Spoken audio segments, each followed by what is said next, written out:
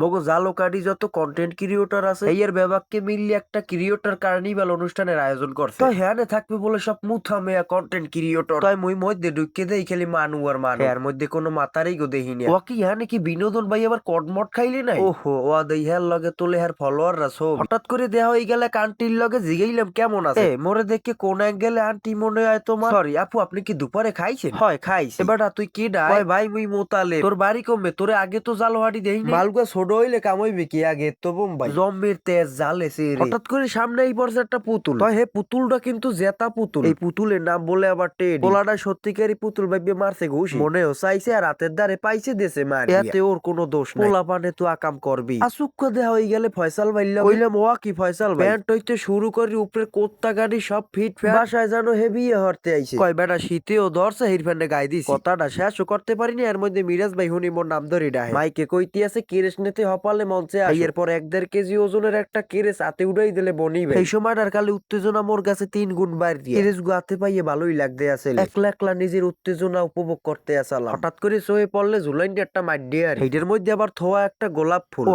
মোর কপালে এই মাইডিয়ারির গোলাপ ফুলই থাকবে, বললে কোনো মাইয়ার আমরে ফুল দেবে না। যাও কি আর করার, ভাগ্যে থাকলে ও একদিন হইবি। ঠেলা ঠেলি করে কোনো লাভ হইবে?